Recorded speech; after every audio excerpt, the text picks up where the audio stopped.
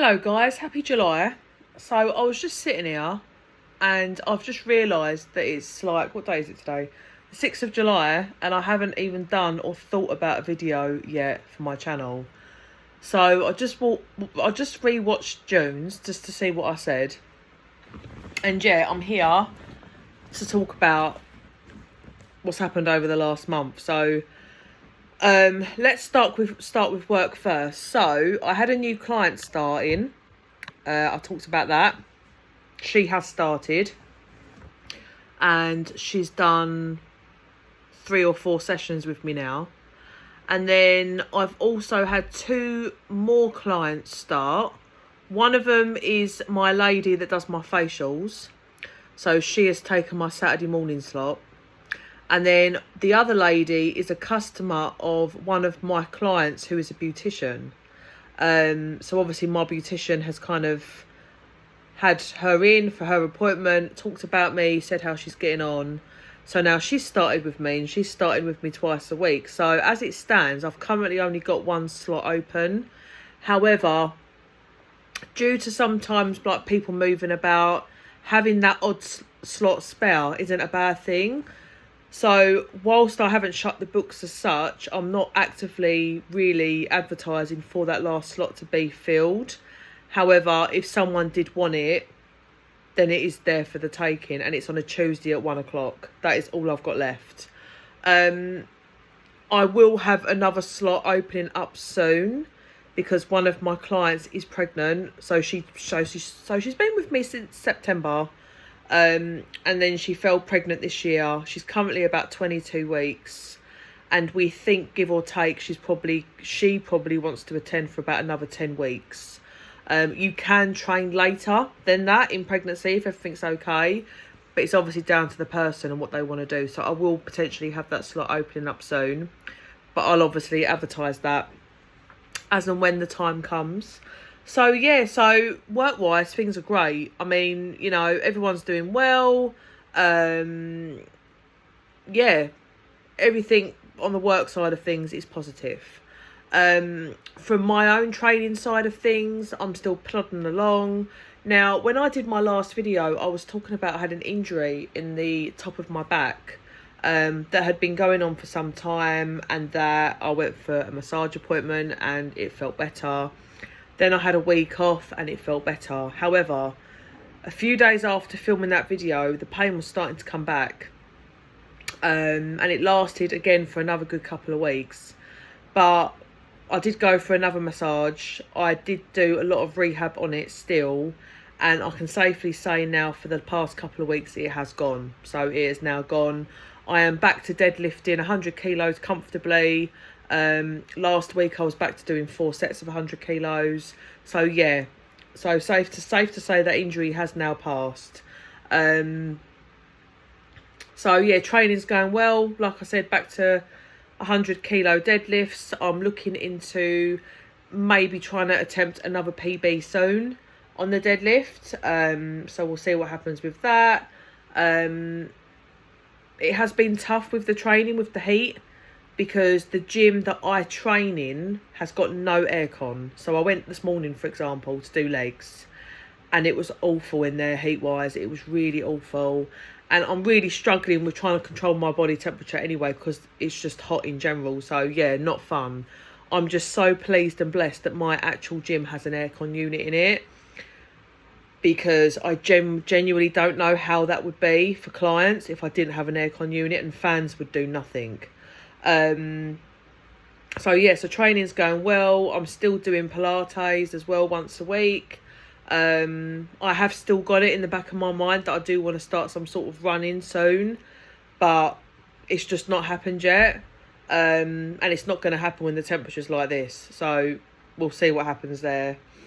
So as a whole for June, yeah, so Thomas had half term. We had a few quite nice days out as well. We went to the Sky Garden, which was really cool.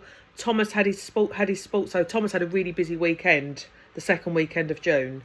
He had the sports day. He had sports day on the Friday. He got 1 first place, 2 second place, and 1 third place. He then had the Race for Life on the Saturday with my husband, which he had been training for the past 12 weeks. He ended up finishing that in about 32 minutes, if my memory serves me right. And then on the Sunday, he had his grading for his red belt at Tang Soo Do. So he's got that. He's got his red belt, and his next belt will be black. So we reckon that he will be going for his black belt in about a year's time. We went to the cinema a couple of times. We went out for lunch for my husband's birthday, which was in July, like last week. So as a whole, June was really nice from that perspective. This weekend just gone, we went to the cinema on Friday to see Minions, and I bought tickets to a show on the Saturday. It's called The Play That Goes Wrong, and it's just a bit of slapstick comedy, which my husband loves. So we went to see that on Saturday. That was really good. This Friday we're going to go and see the new Moana film, and then next week, so next Wednesday the 15th, it is Thomas's 10th birthday, so we've been getting stuff sorted for that. And then on the 18th, which is next Saturday, we are going to Harry Potter World in Wembley. I think it's Wembley. That's been booked since January, and Thomas will find out about that next Wednesday when it is his birthday. So there's lots of nice kind of things coming up. Thomas has got 3 weeks left at school, and then he has got 5 weeks off for the summer holidays, and then he will be going into year 6 in September. And then around October time, we need to start looking at secondary schools, because Thomas will then obviously be going into secondary school next year. Thomas was attending a basketball class on a Tuesday, which was really, really fun. But the company have now decided to go down the league route. And to be honest with you, for what is going on in Thomas's life right now, joining a league was just not the right thing for him at the minute. And he also did agree with that. But that's not to say that a year down the line, perhaps maybe he might want to think about joining a basketball league. But right now, with training for his black belt, with all the other clubs that he does at school, with his SATs coming up next year, it's just not the right time for him to do that. So he had to leave that class last Tuesday, which was a shame. But we wish them all the best for the league, and obviously I'll be staying in contact with them to obviously like just catch in and see how they're doing. And then obviously we've had the World Cup. Wimbledon's on. So it's been a nice couple of weeks. But from my perspective, so the last video I did, I talked about I had a appointment to go to the doctors to talk about HRT. So I just wanted to fill you guys in with what's going on with that. So I went for the appointment. The lady doctor was actually really, really lovely and really helpful, and she did not fob me off.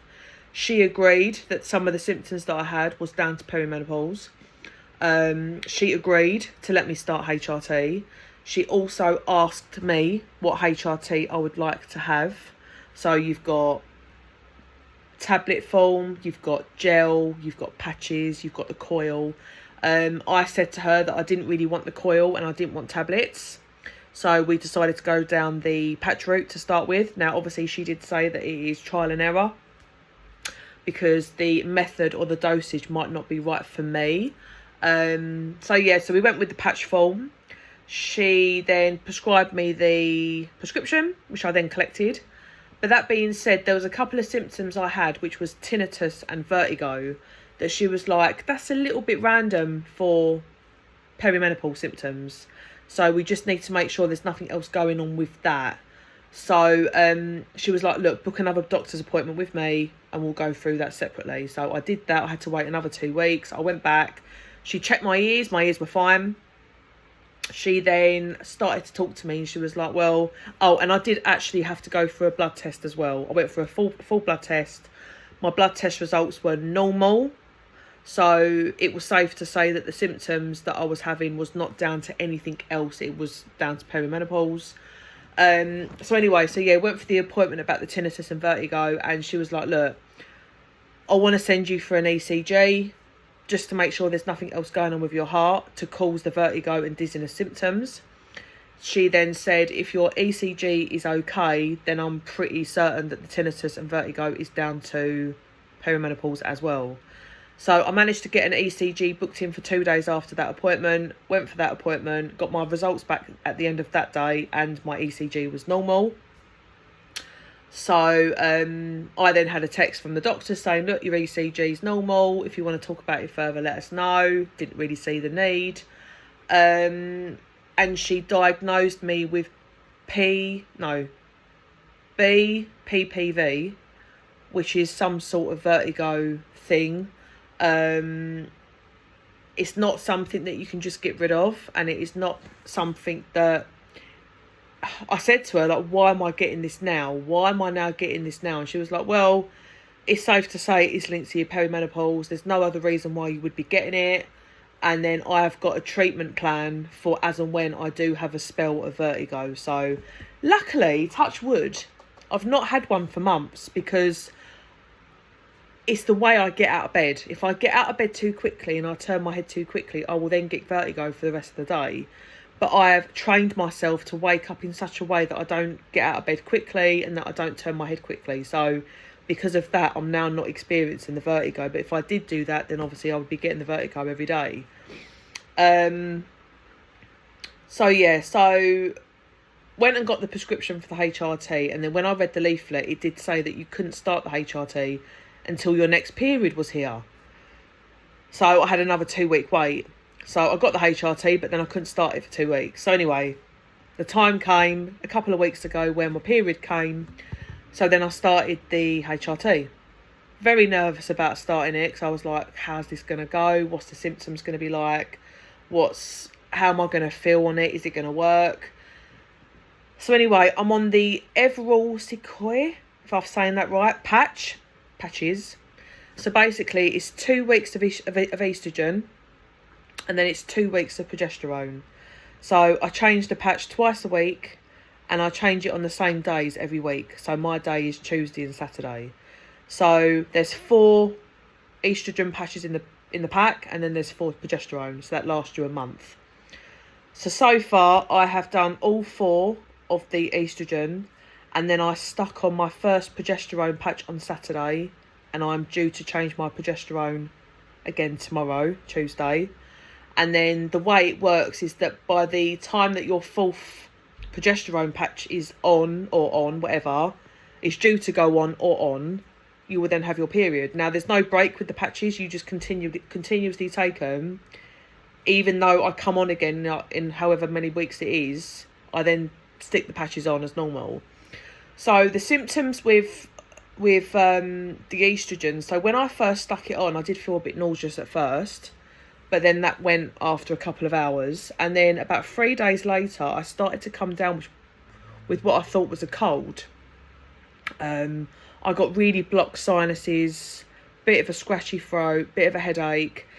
And then I woke up and I had like itchy eyes, and I was like, is it hay fever? So I was taking my hay fever medicine anyway. So basically, so I didn't know whether or not it was hay fever or a cold.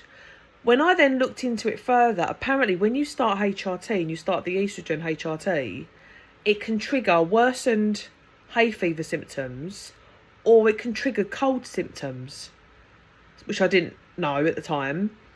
So I just had to ride it out. And obviously we had the hot weather as well, so that didn't make me feel any better. I am starting to feel a bit better now, but I'm just left with a bit of a cough, bit of a dry, phlegmy cough, but everything else has passed. I then started the progesterone patch on Saturday, and haven't really noticed any significant symptoms with that or side effects with that. But I do have to say, as a whole, yes, there's still fatigue there, because I do train really hard and it is really, really hot weather. But during the course of the last 2 to 3 weeks, I definitely haven't had to nap every day. The only time I do maybe force myself to nap is when it's a really hot day and I need my energy for work in the evening. Or maybe when I've just got a spare few hours and I'm like, well, let's just have a nap. But I was literally having to nap every day because I felt like I couldn't function if I didn't. But I don't feel like that now. Like last week, I did go a good few days without napping, and I did the week before as well. So from that side of things, that's a positive. But as a whole, the HRT that I've been given they say that it really doesn't really kind of start fully sinking in until like 3 months. So I've just got to ride out the side effects that I have been having and just see how I go. Now, if after 3 months I'm experiencing anything different or I just don't feel different, then possibly at that time we might need to up the dosage or change the HRT that I'm on. The only thing I will say is in this heat, the patches are a bitch. They do come off, but I've been using plasters on top of the patch to make it stick down, and that does work. So yeah, there's my update about HRT. I've just realised that the video is now 15 minutes long, so I better not stay anymore. Thank you to those that have watched to the very, very end. But I will catch up with you guys in August.